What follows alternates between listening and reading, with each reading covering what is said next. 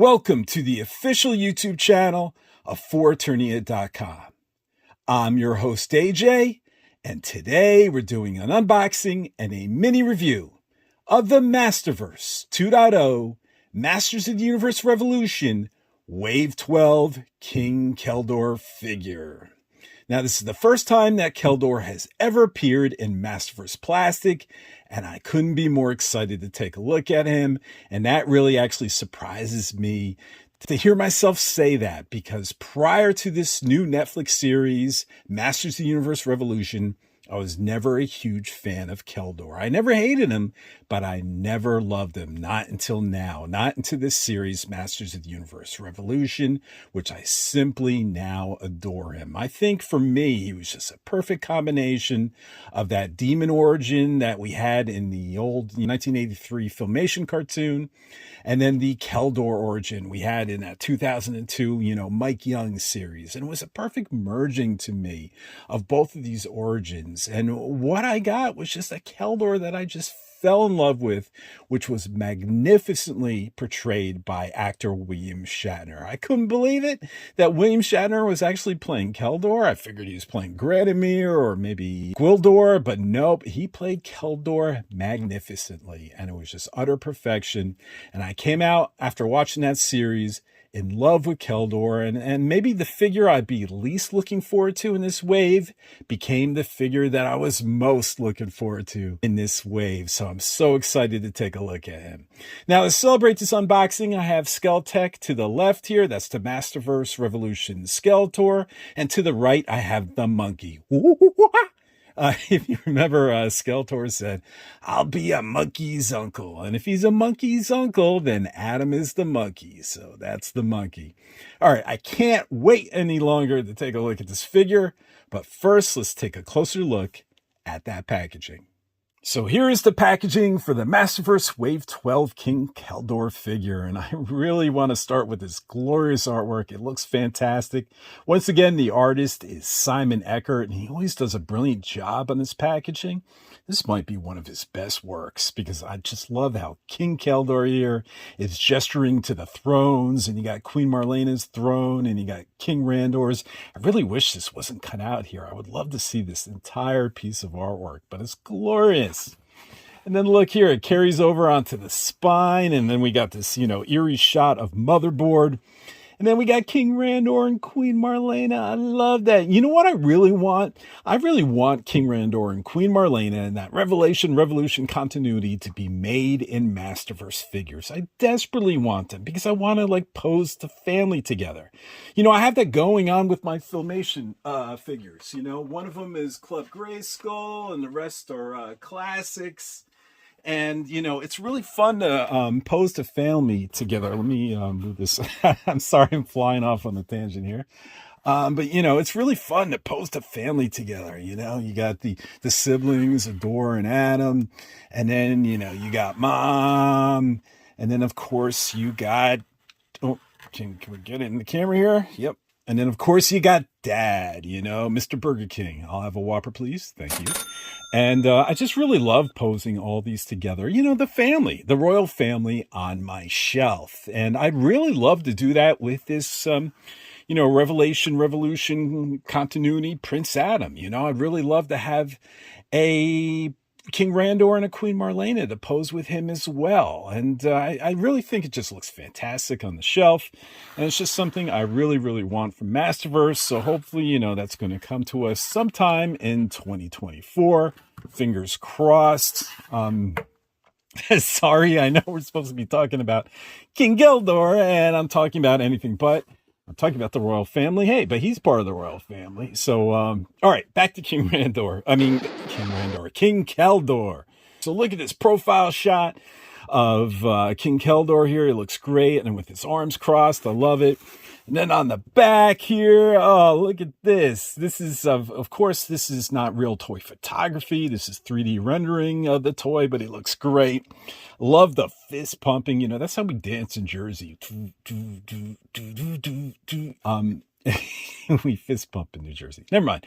I love how he's behind Eternos. That looks gorgeous. Oh, I love this little piece of artwork here. And then let's read King Keldor's bio. It reads, Skeletor in disguise. Randor's half-brother from the Isle of Anwat-Gar, Keldor returns to Eternos to assume the throne. Now, if you want to learn more about the Isle of Anwat-Gar, where all these blue people came from in this continuity, all you have to do is pick up the comics called Forge of Destiny that are in comic book shops now, and there's also a trade coming soon. All right, so that's it in regards to this box. Let's take a closer look at that figure. So here is the Masterverse King Keldor from Masters of the Universe Revolution, out of the box and in 360 degrees. And so far, my first impressions, I really like this figure. Look, when we get a action figure that's based on a animated television series, what's the most important thing that turns out correct with that figure? Is it the articulation? Is it great accessories? No, we want this figure to actually be a great representation of the character we saw on screen, the animation model. And regarding King Keldor, I think they did a great job in regards to sculpt and to capturing, that what we saw on screen in the animated series into, three-dimensional plastic form. I think the, first impression, the only problem I'm going to have is some of the paint color choices, the paint application, but I'm going to have to take a closer look at that. But before we get to all of that, let's first take a closer look at that head sculpt. So here is a closer look at King Keldor's head sculpt, and I think they really did a nice job here. When you're capturing the animation model of King Keldor, it couldn't have been easy for the Mattel 3D sculptors because he's really got a crazy hairdo going on, and I gotta imagine it's gotta be really easy to mess up and make it look ridiculous. But I don't think it looks ridiculous here. I think it does. Yeah, it's got a real nice aged kind of regal look to him. I love the two tones. I love how the mustache is painted and the beard is painted. I think it's a little sloppy with the white paint, on the side here. But other than that, it's really a nice job. Really a great sculpt. I love the pointy ears.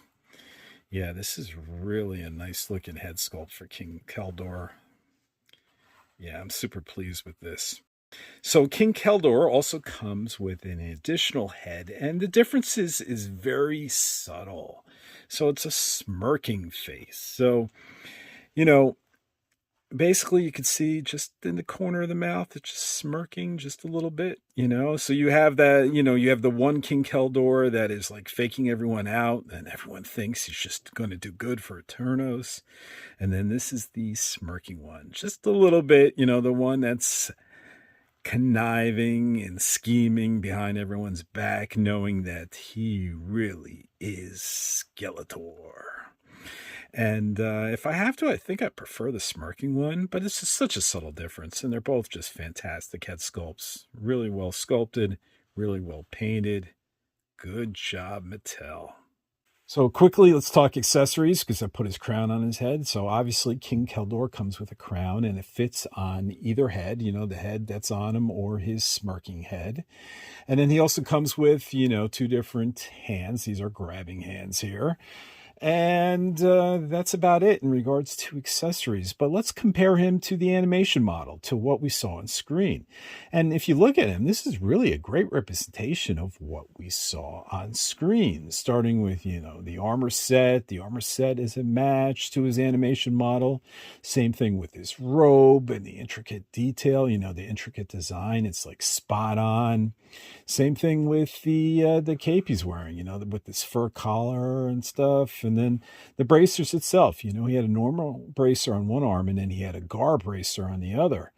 And then same thing, I think, with his boots. But the only thing that's missing here, I think, is just some additional paint. Like on the boots, I think it had a dark paint strap.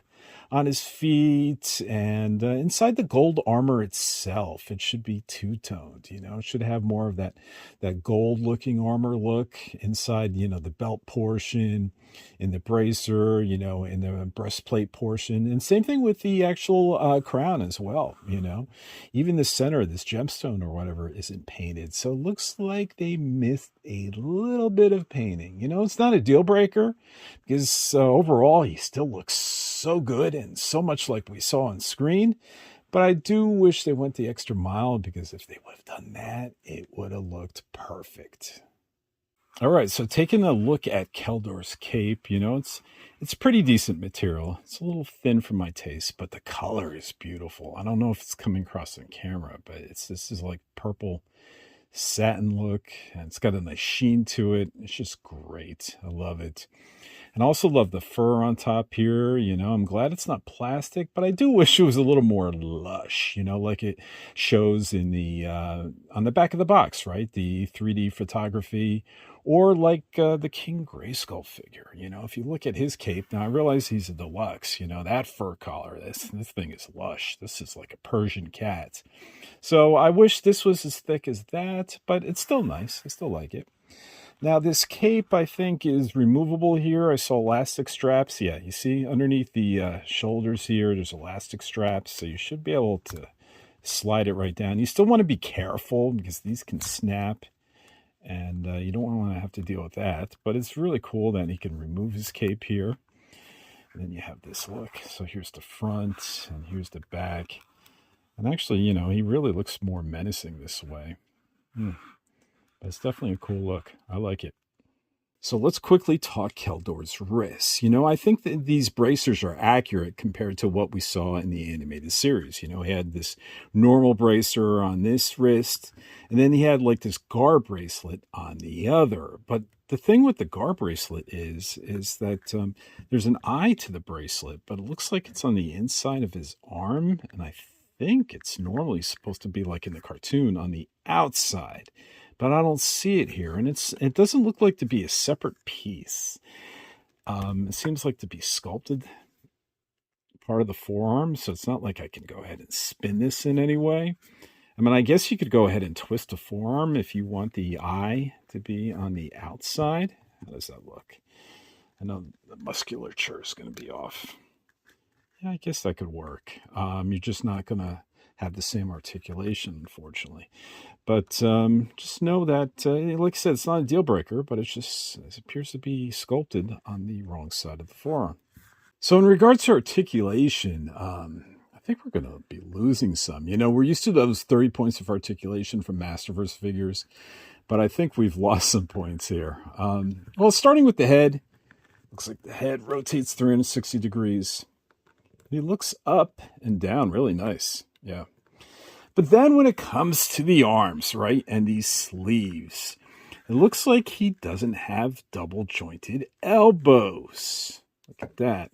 So, with those double jointed elbows, you can usually get the fist to the face, and no. Now with this figure, that's about as far as it goes. Put up your dukes. Put up your dukes. So you definitely lost some articulation in the arms. Nice here. And you're going to lose some in the legs because even though this is soft plastic, this is kind of restricted here. I wonder if we still have... Nope. Remember, the state-of-the-art drop-down hips that was introduced wave 10, I think? Yeah, it doesn't have that here. But I guess you wouldn't need it with this restricted soft plastic clothing.